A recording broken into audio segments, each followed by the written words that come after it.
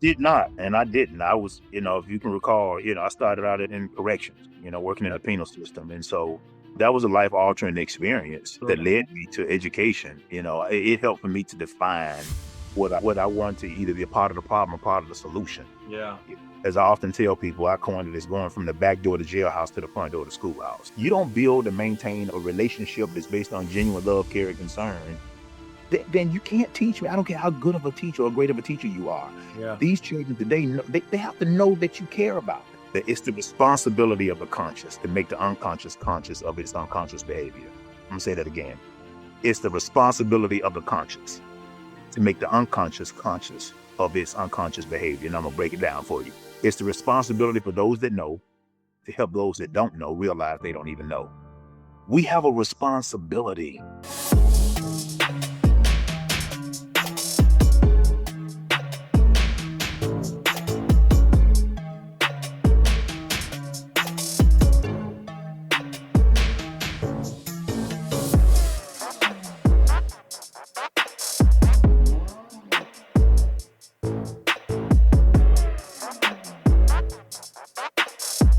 All right, everyone, we're super excited to have one of my heroes, my mentors in the K-12 space on the My K-12 Career Show to share their story, their journey with you guys. And I'm just super grateful that Dr. Ralph Simpson from the great state of Georgia and Clayton County Schools, where he is a deputy superintendent, is on our show today. And so he's just going to share some golden nuggets with you guys. Full disclosure, I had the opportunity to work for Dr. Simpson back in the early 2000s when he was starting a brand new school. And he had this motto, like, we're going to hire the best of the best. And I didn't think I was going to get hired when I heard that. And I was super grateful that he had me on his team. And I've always said that staff that I worked with when I was with Dr. Simpson was the greatest staff I'd ever worked with. To date, of all the people that I still keep in contact with, there were so many teachers that ended up becoming assistant principals, district level leaders. And it's just amazing. And all of it was because of this great man that we have on the show today. And I'm just very grateful and humbled that he accepted my invitation to be on the show. So Dr. Simpson, thank you so much for coming on the show. Can you just kind of share briefly what's going on in your life and in your K-12 career right now? Yeah, man, just, this is year 35, going into year 36, I think, for me. It's interesting. I said to someone, just yesterday, we spend the summers getting ready to open schools, and people get excited, and feel, almost like pressured and stressed. Yeah. And my question, when we were in the meeting, and my question to them was, how many years have you opened schools? Yeah. Mm-hmm. It's nothing new or different about opening the school or starting the school year, particularly at this level. And so it becomes another day. Yeah. And so, as I approach year 36, certainly, with whatever challenges that lie or that exist, the goal is to always improve, improve on efficiency, improve on effectiveness. Yeah. Continuing to just do your best to maintain what it is that you've been successful with and try to duplicate that success. What worked last year or years before, yes, you want to continue to build on that. And so, I've always believed, and you probably heard this before, I support those who support children. I want to make sure that every teacher has all of what they need and the resources so that they can provide the optimum level of education and teaching and learning experience for children. And thusly with the assistant principals and principals. And so ultimately is my goal. I step down so they can step up. And that's the role that I play. I don't want to be heard. I don't want to be seen. I just want to make it happen for those that are really touching children, because those are the people that are making the most difference. And so as long as I can do that, then I can walk away every day saying it was a good day, and that's everyone from the bus drivers to the cafeteria workers to the custodians, the people that mean the most to me, in terms of the impact with what we do, that we have to continue to reward and appreciate those and acknowledge those that deliver these babies to us every day, because without them, then there would be no role for us.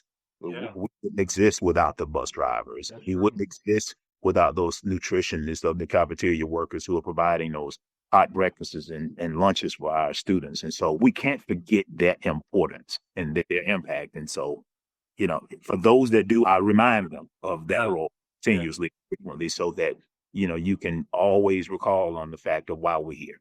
That's awesome. Doc, you said 36 years? This will be 36. Yes, sir. Did you start at 10? Like, how's that possible, Doc? You looking great, man.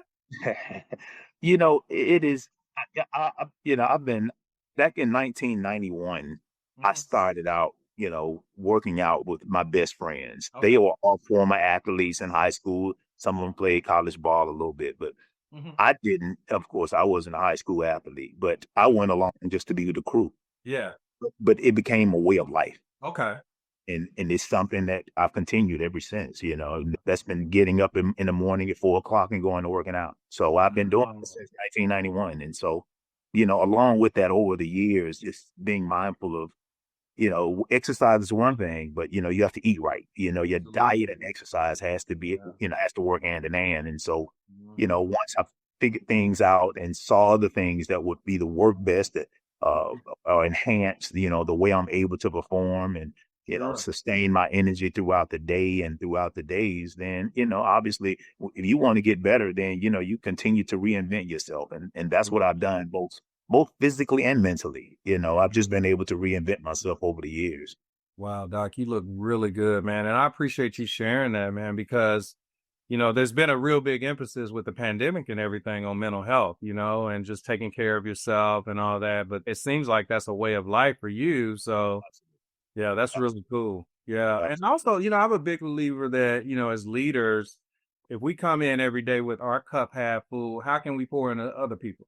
Absolutely. When you show a level of commitment and taking care of yourself, that sends a message to anyone that you supervise. That's real. Because if you don't take care of self, that also sends, in my opinion, an equal and opposite message. Right. And so you have to start with self. People look to you as the leader, the supervisor for a lot of different things other than just supervising them. Yeah. If the way in which you have, how you maintain that mental, physical stability is viewed as being positive and successful, and they see a way in which it enhances and improves the way in which you go about performing your duties and responsibilities, then that can't help but resonate and spread amongst those, in that same working environment. And so it's more than just modeling leadership and supervision. It is how you live. It is how you live your life. All of that is a part of it. No, you're right, Doc. And I'll be honest, full disclosure, you had a huge impact on me. I don't know if you remember, man, I was a good 80 pounds heavy, what you see right now. I remember. You know what I mean? I remember. It's just amazing because I remember when I met you and I was like, this has got to be the sharpest brother in education that I've ever seen. I'm serious, man. I mean, you were always dressed to the nines and it just had such an impact on me. And it was like, I got to get myself together, man. And so I would hope that, with what I've done with my own health, that is resonating with some young brother that's looking at me, that's an educator and saying, hey, Doc, he's coming in, he's dressed to the nines, he's looking the part, he's taking care of himself. I don't get up at 4 o'clock, Doc. I'm just going to be honest, but I try to get up around 5:30 to get that work. That's right. It's funny. I see former students and they say, man, you still look the same. And I'm like, man, I don't look the same. But, and so, you get the question, well, hey, man, what are you doing? And I said, well, if I tell you what I'm doing, would you be willing to do it? So, that's what people ask all the time. What are you doing? They find out, I'm about to be 60 years old. It's like, dude, you see, what do you do? And so that's always my question. If I tell you what I do and what I'm doing, would you be willing to do it? And oftentimes when I share it, it's like, no, I don't think I can do that. And so, you got to pour into that temple, man. You got to invest in yourself. And that's all it is. It's just an investment in self. So, that's just the way I live it. No, that's what's up, man. That's really cool. So you've been in this 36 years. I mean, was this something that you always wanted to do? I mean, did you grow up wanting to be a K-12 educator? I did not, and I didn't. I was, if you can recall, I started out in corrections, working in the penal system. And so, that was a life altering experience that Sure. led me to education. It helped for me to define what I want to either be a part of the problem or part of the solution. Yeah. As I often tell people, I coined it as going from the back door to jailhouse to the front door to schoolhouse. And Woo. so it was very difficult for me to be in a position as I welcomed or received prisoners from police officers, um, to make a difference at that point. At the back door of the jailhouse, there's not much I could do. And so Sure. once I was able to define that I was wanting to be a part of the solution, I thought in my mind, well, how can I best be a part of the solution? And then I Yeah. started to grapple back and forth about where and, how can I play a significant role and have an impact? And, I grappled back and forth over and over about being a teacher because I didn't have my K-12 experience was fun, Okay. but it wasn't, it wasn't filled with academic achievement and academic success. I mean, Right. I was a social butterfly, and Yeah. so Yeah. I enjoyed going to school because that's what my friends or my peers were. Yeah. And so when I thought about becoming a teacher, I thought about the type of teacher that I wanted, and Mm. felt like I did not have. I wanted a teacher that would give me just as much attention and time with my C's as they gave as much time and attention to those students with their A's. And so Okay. I decided that, I'd give it a try. I'd become that teacher. And so I created that teacher. Wow. The teacher that I felt like I needed was the type of teacher that I created because I believe that there were children out there like me that still needed that type of teacher. And so Absolutely. that was the one that I became. And Awesome. I honestly went into education thinking that I would be in the classroom for 30 years because my goal was to be a teacher. I was enjoying it. I was loving it. I was reaching and touching children, starting out teaching fifth grade. And Mm. again, I did not foresee anything relevant to leadership. That was not even in the plans. I hadn't even thought about it. Yeah. I didn't even see myself in that regard. And, I had a conversation with my principal one day and he said, young man, in probably about 7 to 10 years, man, principals are going to be making $100,000. And I was like, really? I was like, wow. And he said that. I was like, okay, well, I mean, good. I just it didn't dawn upon me. And then it's funny thing, Lean on Me is one of my favorite movies. And yeah, Yeah. I, I was, I was inspired by not the whole discipline, Yeah. stature that Joe Clark had. It was Mm. the love, the tough love that he displayed, and the love and admiration and respect that he received. Absolutely. I think a lot of people, I think they misunderstood or misunderstand that movie and the theme of that movie. It was love, tough, and then love. Mm. And that's what's most important, for people to understand that, with the toughness he showed in that language, that love language as we quantify today, Yeah. Yeah. I'm creating this type of a culture and climate so that you can get and have a very positive educational experience. And that's free of disruptions, that's free of distractions, so Mm. that you're in a safe learning environment. And I'm going to protect that. And in Yeah. turn, the children were able to internalize and see that. And that turned into, you know what? This man really does love us. Yeah. He's creating this ecosystem around us for us to be successful. And so Sure. that's what I admired most about the fact that they loved him when he went through the whole process of being arrested and the kids, banding together in unity to cheer him on and Right. support him. And I said, you know what? I want to impact children that way. Yeah. The masses, not just Yeah. in a classroom as a Yeah. teacher, but in an entire building. And so I was inspired then, to seek leadership and, became an assistant principal and again, really had no immediate aspirations on being a principal, but just as well as I, when you see your colleagues or your equals becoming assistant principals and principals, you like, man, please, I can do that. I'm just this or just Yeah. as good as she is. And so, when a colleague of mine, a friend of mine became a principal, I was like, okay, well, maybe I am ready. And Absolutely. so, one thing led to another, man. It just became a principal and, had some success there. And one thing led to another. I've always allowed for my work to create opportunities for me. I never really, I was never one that every time a job came available, I would apply. I never Mhm. did. Yeah. Opportunities found me. And that's what I truly believe. I If love that. you do the work, those opportunities are going to create themselves and they're going to find you because just as well as I do. Yes, sir. There's some people out there that apply for every vacancy that they see. And I would always tell people, if no one significant has reached out to you and told you to apply, then you might not need to apply for it, because it's not just about, anybody can apply for the position. That's true. But there are a lot of other things that's going to be required to get you to the table. That is so true. And so your application amongst hundreds really does not mean anything. Your resume amongst hundreds doesn't mean it. Can someone vouch and speak to your body of work? Wow. And if there's no one internally that can speak to your body of work or can vouch for you as an internal or an external candidate, then you're just another person with a very, very decorative and creative resume. That's so true. And so, that's why I always share with people, the best way to progress oftentimes is either internally or within your district, because you worked there for a number of years and people can speak to your work. Yeah. And if you do decide to, and there are opportunities that you can be just as successful outside of the district, but your chances are better within your district. And I always tell people that, people, friends of friends, connect me with people outside of, the district, and they're encouraged to contact me, and they're aspiring to become a part of this district. And I ask them simply and bluntly, why haven't you been promoted in your own district? Wow. That's powerful.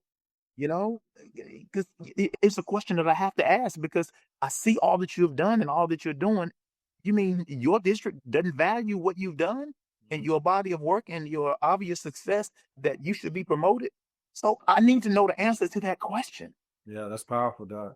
And so, that's real. and then just one thing, one opportunity created another. I ended up becoming the regional superintendent, and, was appointed to that position. And then, again, relationships. I don't know if you probably don't remember. Beasley? Dr. Beasley, right. Yeah. He came to Clayton, and, it was an opportunity there. And, I applied for that position, and I felt that I could lead, I could take another step up and lead in another capacity. And so, I was like, that would be a good fit, and so that's how I landed here. Right. And that's how you're going to be a superintendent one day. So you're going to come. Somebody going to be like, look, Doc, we seen your body of work, like you said, and we need you. So that's what's up. Yeah. Thanks for sharing that, because I'll be honest with you, there's a lot of people that are watching us right now. They're like, how do I get where Dr. Simpson is right now? And now he's the deputy superintendent. But it sounds to me like you're saying two things. First of all, demand excellence of yourself and your work, so then notice your body of work will speak for itself. But also grow where you're planted. If you're planted in fill in the blank school district, grow right there. That's exactly right. And don't be afraid and or run from difficult situations. Ooh.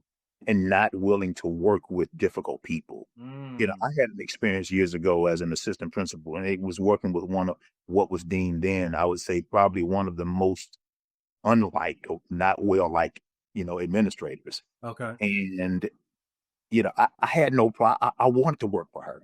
Okay. Because in my mind, I wanted to prove to people that I could work with someone that was deemed difficult to work with. Okay. Two, I felt like it was something that I could learn from that person, which I believe is something that you can learn from everyone. It's important to be able to take there are nuggets that you can glean from and take away from every plate. I'm a firm believer of that. It provided the opportunity to see some things or observe some things that, I wouldn't do that if I were the principal. But there were a lot of things that I observed that I would do. And so it was a learning experience in a lot of ways, because of how I was able to see this person interact with individuals and relationships. And this person wasn't a great relationship person, more of a managerial, supervisory type leader. Right. But I was able to take those and what I had observed and learned and add those to my tool belt, and then enhance what it was that I felt like I needed to grow and be more effective. And so more than anything, I had displayed to others in decision-making roles that you could essentially send me anywhere, and I can work in any environment or with anybody. Absolutely. But just as well as I know, today people don't get along and they put in for a transfer. I'll tell you, the other assistant principals that were working with me in that building, all of them had more experience than me. All of them put in for transfers. Wow. Ultimately, they got transfers, which put me in the driver's seat as the most experienced assistant principal. So when this person decided to retire, then I was the next person up. Wow. One of those three it took 8 years for that person to become a principal Wow. after that transfer. Wow. That's powerful. Yeah. Yeah. Man, Doc, you dropping these golden nuggets 100%. No, that's super powerful. I think, especially in this day and age, I just feel like there's that, instead of fight, we're going to flight, That's right. That's Don't- right. That's yeah. right.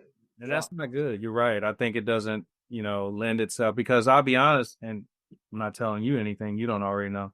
Like these jobs are tough. Like, and when you're in these decision-making positions, Mm-hmm. it's not going to be a bed of roses and it is going to be tough and you are going to have to make tough calls. And, I like what you said as well about working with that individual. Like sometimes those lessons are just as important on what not to do. Exactly right. And you need to see that. There's no other way. I was sharing with a young principal. He's just gotten promoted. I'm mentoring. Mhm. Oftentimes, when a new principal comes on board, they, sometimes are given the option of whether they want to keep their administrative staff, the assistant Right. principals. In this school, it has some challenges, and there were some concerns about the assistant principals. Mhm. He ultimately made the decision that he wanted to keep them, and Okay. I asked him why. He said he wanted the chance to see if he could help to better grow and build them and becoming more successful and effective leaders. And I said, I'm going to tell you what the message that you're sending by making that decision. Mhm. It's a brand new principle. You're sending a message to us at the executive leadership level that you have, one, the fortitude, the intestinal fortitude to say, I'm going to take what might appear to be lemons and make lemonade. Wow. I'm going to make my mess my message, is what you're saying. Okay. And so even though you are a rookie, a first year principal, you are willing to take what has been appearing to be a problematic situation with your leadership staff or your leadership team. But you believe wholeheartedly and internally that you can mold this into something and be very, very successful. Wow. I said that speaks volumes about who you are as an individual. Absolutely. It speaks volumes about who you are as a leader. And that's something that we typically don't see and expect from a first year principal. That's awesome. Yep. So, Doc, I know that you obviously are in your role as a senior leader in Clayton. Do you actually mentor people outside of Clayton County? And I mentor people all over the world. Okay. I've not told anyone no who've asked me to be their mentor. I never said no. I don't really know how to do that. I mean, and I believe that if I view it as an honor, truly, if someone thinks that much of me, that they're chosen me to mentor them. Right. I can't take any of this with me. Sure. I've got to share it. If whatever it is that I have that I can help to make people better, because I'm a firm believer of this. Mhm. We live in the era of, and we're truly measured on academic achievement. I know that. Sure. But I'm a firm believer that in order to get better scores, you got to make people better. That's real. Making people better is the marathon. Getting better scores is the sprint. Oh, wow. If we pour more into getting people better, then the scores are going to come. No, politically, Yeah. that is not a superintendent didn't have time. Superintendents have sprints, they don't have marathons. And so, if a superintendent, one of the goals as soon as they accept the job is increasing academic achievement. Well, we know that. And oftentimes, if it doesn't happen in 2 or 3 years, which you and I know that is not sanely possible, No. then that person is gone. And then you bring in a new person in and they start the exact same thing. Yeah. I want people to see me, children particularly, that matriculate from any high school in 5, 10 years, 15 years from now, to say, hey, look, man, I remember you were my principal and I remember what you did for me. They're not going to recall what the graduation rate was. They're not going to recall what the school grade was. Yeah. They're going to remember what we did for them. Yes. What is it that we did for them that has positioned them to be able to maintain a standard of living that they don't have to worry about? Yes. Any and everything that can negatively impact them. Yeah. And so the children that are not, they're not concerned with the level of academic success and achievement of a school once they leave it. That's true. It's what we have instilled in them and instilled and inspired that confidence in them with the ability to go out and navigate through their challenges and be successful. Yeah. And so Thusly, over the last 7 to 8 years, I've probably become more on the social services side. Okay. I believe you have to reach before you teach. Mm. Um, if you don't build and maintain a relationship that's based on genuine love, care, and concern, then you can't teach me. I don't care how good of a teacher or great of a teacher you are. Yeah. These children today, they have to know that you care about them. 100%. And if you don't get that done, Yeah. and if you don't create that, I asked the teachers here, I said, we have lesson plans. Do you have a relationship plan? Ooh. A relationship plan for every child in your class, your homeroom students, or this. And what that does is that tells you any and everything about that child. You know what they Mm. want. That's And powerful. so that's going to allow for you to be able to speak to whatever challenges that they have. And I've asked teachers, hey, start every day asking this one question. Who's ready to learn and who's not ready to learn? If you're not ready to learn, raise your hand. Wow. If one child raises their hand, step outside the door. And you don't close the door behind you. You kind of maintain your presence, and you can see the other students while you're monitoring and observing them. Hey, what's going on? You got to have that 1 or 2 minute conversation with that child, because if not, you might not be able to teach your class because of that child, or that child might not be able to function in the rest of their class for the rest of that day. That's real. So over the last 7 8 years, social emotional learning is very, very big to me. Okay. About 7 to 8 years ago, I became internationally certified in restorative practices and restorative justice. Okay. Trauma-informed care, I have a certification in now. Mhm. I led the school district in the social emotional learning implementation. Okay. And then just recently, from in the whole DEI space, diversity, equity, and inclusion. So I bottled all of those things together because I believe it's important. Schools, when I speak about the ability and the importance of being able to reach before you teach, I believe those tools in a belt that you can pull out anytime that you have and meet a challenge with a child that will address. Because if you know what trauma looks like when it comes into your classroom, then you won't internalize that as a discipline problem called the assistant principal, who doesn't recognize what a trauma or traumatic experience has caused this child to misbehave. Looks like, then you end up suspending the child, and all we're dealing with is a mental health or mental illness issue or a traumatic event that has taken place at home or in the community that previous day. So we have to be trauma informed so that we know what it looks like. I love that. That's powerful. So that's the reinvention over the last 7 8 years that has connected me to the work now, because I believe that our level of academic achievement and academic success is making people better. And if we don't invest into that, then we're going to continue to get what we're getting. Wow. Super powerful, Doc. Wow. That's amazing. And it's so needed. Do you go to other districts and present on this? I do. One called. Yeah. That's going to be my next job when I retire. Oh, I can see that 100%. I mean, I can see it. It's from the heart. I can absolutely see it, and it's so needed, particularly in our inner city communities, right? Like, I mean, so many things happen to our students before they even hit our door. And you're right. I think sometimes we're just reacting as opposed to being proactive. And I love that idea, what you said about just, you got to connect with those kids. What you call a relationship plan?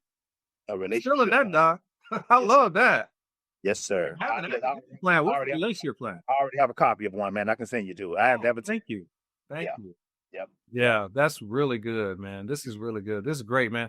Look, we could talk another 30 minutes, but I will tell you, I'm super grateful that you share with our listeners and our viewers what you shared today. And I definitely, if it's okay with you, I'd love to have you come on the show again at some point. Anytime. Yeah, this has been awesome, man. And I just want to thank you so much for coming on the show. I also want to honor you. You've done over 36 years and probably even close to 40 when you consider the work you did as a correction officer before you became an educator. But I want to honor you for all the work you've done in helping young people, mainly in the Atlanta area. And it's people like you that just make all the difference in the world. And long after you leave this earth, are going to still have an impact. So I just want to honor you for all the great work you've done as a K-12 teacher, as a K-12 leader, at the school level, at the district level, and the impact you've had on, leaders like myself. I'm just so grateful that I even know you, and definitely going to continue to connect with you and have you as my mentor again. And yeah, I'm just super grateful that we reconnected. But before you leave, Doc, can you just please share some parting words of wisdom? You shared a lot of wisdom so far today, but can you share some parting words of wisdom? Tell us how we can connect with you, and then we'll say goodbye. Yeah, well, I'm on social media, but I probably don't use it as much as I use social media to, for information more so than promoting, who I am or what I do. I've just been a firm believer in this space that, we have a responsibility. And it's a quote that resonates with me, and I'll share it with you. That it's the responsibility of the conscious to make the unconscious conscious of its unconscious behavior. I'm gonna say that again. It's the responsibility of the conscious to make the unconscious conscious of its unconscious behavior. And I'm going to break it down for you. It's the responsibility for those that know to help those that don't know realize they don't even know. We have a responsibility, and I don't take this for granted. Okay. Although I'm at the executive level, my days of touching children, being in a schoolhouse with them every single day, that is when you make the biggest impact on children and the lives of children. Right. Now I'm making decisions that will impact those lives, those principals, those teachers that I hope to instill and inspire the confidence in. Yeah.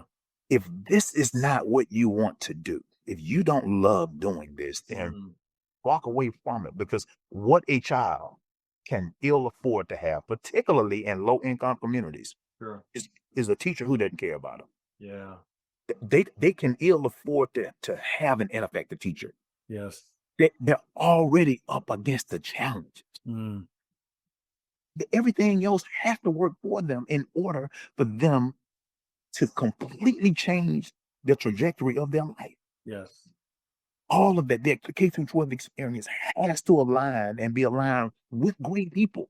Yes. And so for those that are truly in it to win it, and I know it becomes a challenge.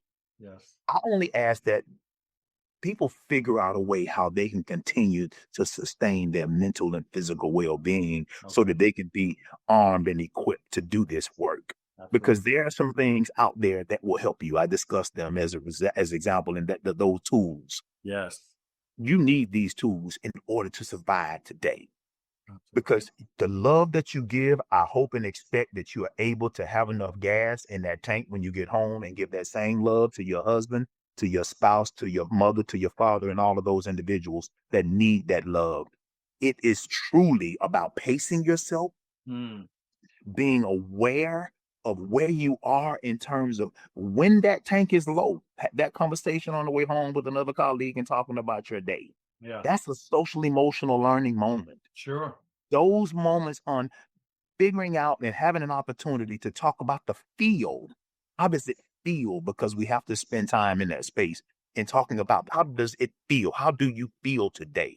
Yes. And that can be done just by having that real quick conversation or that SEL moment. Yeah. And then, hey, sometimes you might be able to have a need a little SEL on the go when we come back from recess, when you get back from PE. Yeah. And that can be, hey, what's your favorite candy bar? That can lead to a totally different conversation. Sure. What was your favorite song when you were in high school? And so I just think it's important that we bring the feel back into this. And so, but those that might be listening and those that are in this K-12 space, this again, not a sprint. I believe there's a special place in heaven for educators. I do. I believe that. Because of what you're giving, because of what you're pouring into, the reward is certainly impacting the lives that you have. People say, well, the money, listen, chase the dream and not the dollar. Because if you capture the dream, the dollar's going to come. Love it. That's a mic drop moment right there, Doc. Wow. So good. So good. So good. Oh my God. Thank you so much, Dr. Simpson, for coming on the show. You have definitely warmed my heart, and I know it's going to warm the hearts of everybody that's watching us today. I really appreciate, just sharing so many words of wisdom. Yeah. And it's just amazing. Like I said, I met you 2004, and here it is almost 20 years later. And I didn't even know it was possible. Like, you're even more amazing today than you were even. Thank you. I really, really appreciate you coming on the show. And definitely I want to keep in touch with you. Definitely want to have you back on the show, and definitely wish you all the best, my brother. Same to you, sir. Same to you. Take care. Thank you so much.